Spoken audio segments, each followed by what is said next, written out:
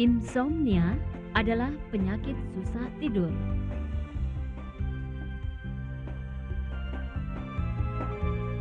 Biasanya, insomnia akan dialami oleh setiap orang yang sedang banyak problem.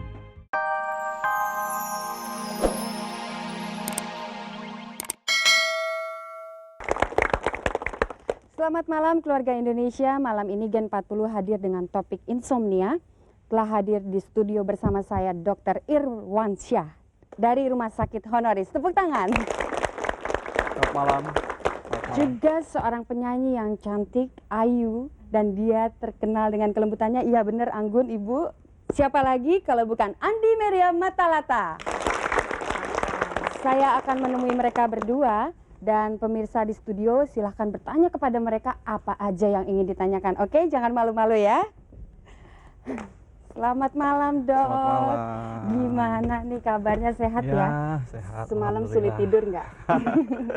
Gimana Mbak? Oh iya, makin cantik aja nih Mbak. Amin. Kayaknya nggak afdol kalau seorang Andi Meria Matalata kita nggak suruh nyanyi. Setuju nggak penonton ya? Oke, gimana Mbak? Satu lagi untuk kita. Lagu lama ya? Iya boleh. Hello, hello, hello, hello, hello. Kita jumpa lagi. Hello, hello, hello, hello, hello. Bahagiakah kini? Udah dong. Oke, tepuk tangan. Ternyata masih bagus ya. Serak basah. Pemirsa, pasti Anda masih bertanya-tanya apa sih insomnia ini? Kita saksikan dulu tayangan berikut.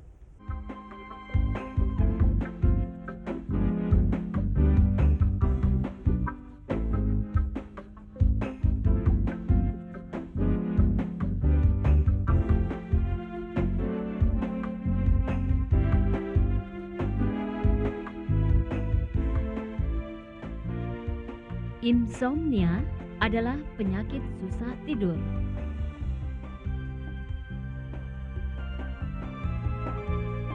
Biasanya, insomnia akan dialami oleh setiap orang yang sedang banyak problem.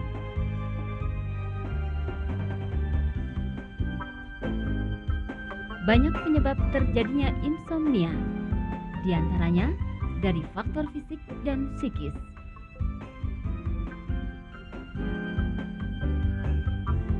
Fisik, karena kita terlalu banyak bekerja sehingga mengalami kurang istirahat. Dan psikis, karena terlalu banyak yang dipikirkan sehingga waktu istirahat terganggu.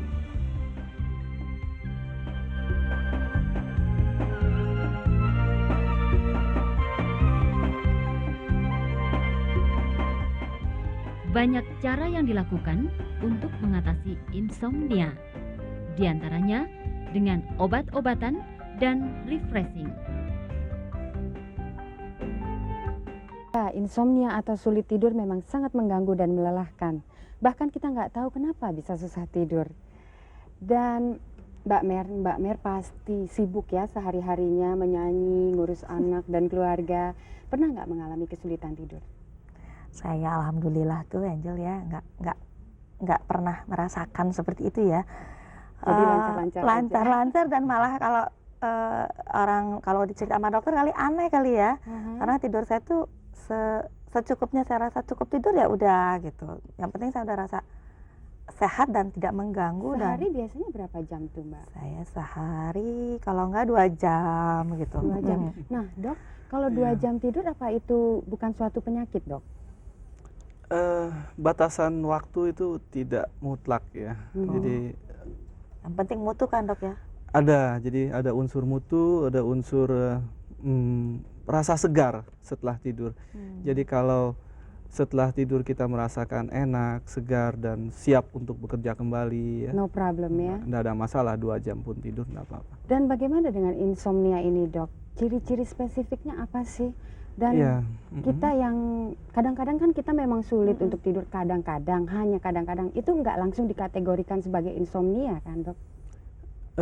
Untuk yang temporer seperti itu ya, biasanya dalam waktu 2, 3, atau sampai 5 hari kadang-kadang itu masih kita bisa tolerir ya, pasti itu tidak menimbulkan suatu keluhan dari dalam sehari-hari dia setelah dia kegiatan dia sehari-hari itu tidak mengalami keluhan. Jadi kalau ditanya mungkin tanda-tanda dia mulai menderita insomnia itu kalau dia sudah merasa bangun itu rasanya kok nggak segar ya, Udah lalu mengganggu ya. susah konsentrasi, kalau siang kayaknya seperti ngantuk Ngantuk terus lagi, ya, padahal mungkin dia sudah tidur cukup 8 jam, terus dia masih merasa capek, lelah, itu Oh, tanda-tanda bisa, insomnia bisa. ya, Nah, Dok? Jadi karena ada setiap orang tuh butuh masing-masing, ada orang yang butuh 7 jam, ada orang butuh mungkin Mbak Mer cuma butuh 2 jam ya, ada orang yang super sibuk mungkin butuh waktunya sedikit ya. Asal dia tidak mengeluh setelah dalam kegiatan sehari-hari dia tetap merasa Udah fit. terganggu. Mungkin itu ya yang Oke. Pemirsa di studio mungkin ada yang ingin bertanya langsung kepada dokter atau kepada Mbak Mer, silahkan. Siapa? Ada yang mau bertanya, nggak usah malu-malu Bu, Bapak, mungkin Bapak-bapak atau Ibu-ibu. Oh, silakan.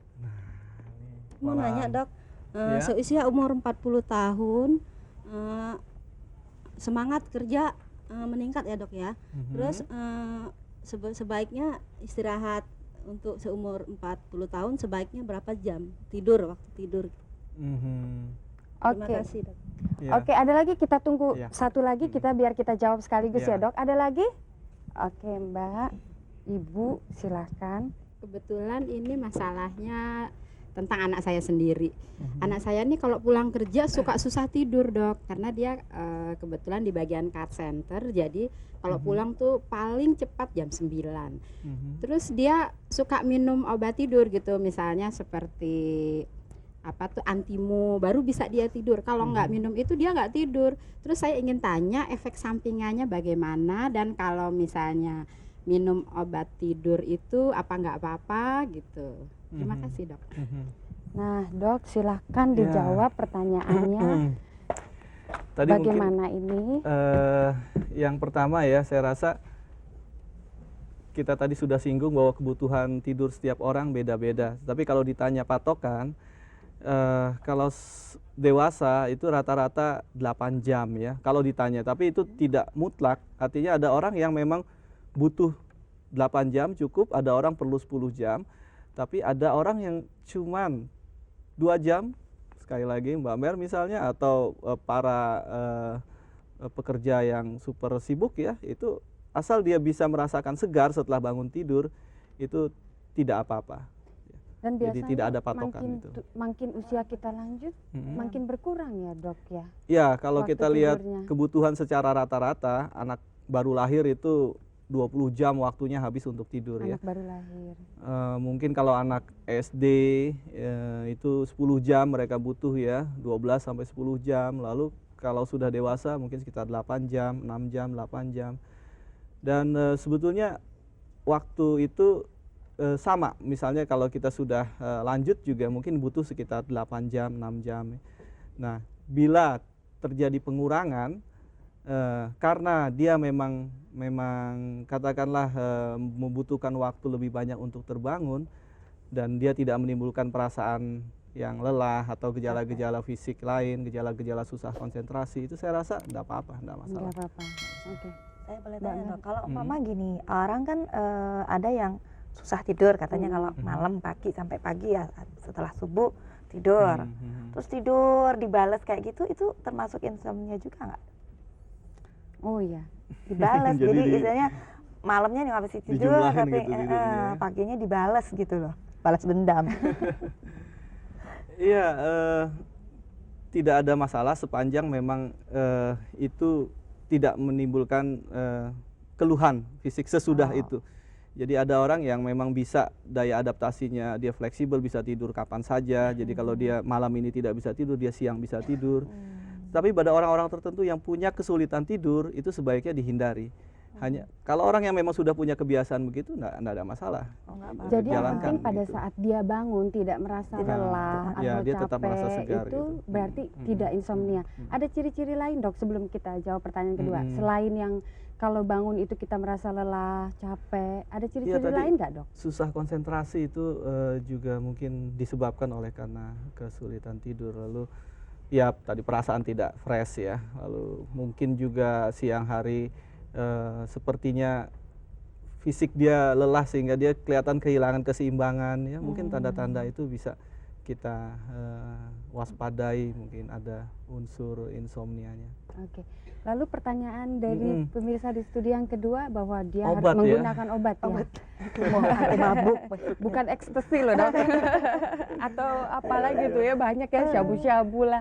Jadi Itu memang ini langkah pertama kalau kita sulit tidur itu tentu bukan obat, tapi kita periksa dulu apa kebiasaan tidur kita. Kalau orang makan itu punya kebiasaan yang baik, cuci tangan dulu misalnya sebelum makan ya untuk kesehatan, atau kiat-kiat kesehatan lain. Nah, untuk tidur yang baik juga ada kiat-kiatnya. Itu dilihat apakah memang sudah baik atau memang sudah ideal ya. Misalnya sebelum tidur itu kalau bisa tidak mengkonsumsi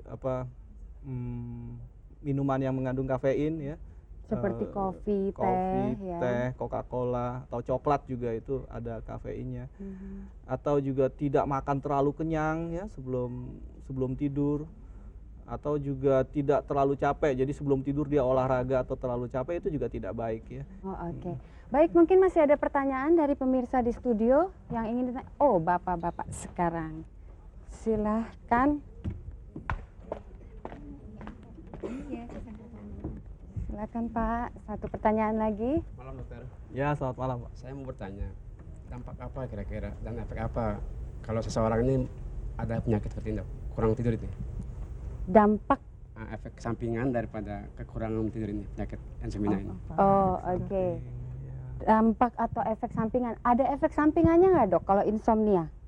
Iya, dalam jangka panjang tentu tidak baik ya. Kita kekurangan ya seperti mesin juga dipaksa terus ya, tidak ada istirahatnya, tentu akan banyak komponen mesin itu yang mesti diganti ya. Tapi secara umum ya memang tidur itu aktivitas yang paling organ kita yang paling berperan itu otak. Jadi kalau kita kurang tidur, semua aktivitas kehidupan kita yang menyangkut aktivitas otak itu akan terganggu. Dan semakin lama tentu kondisi fisik juga akan semakin turun ya.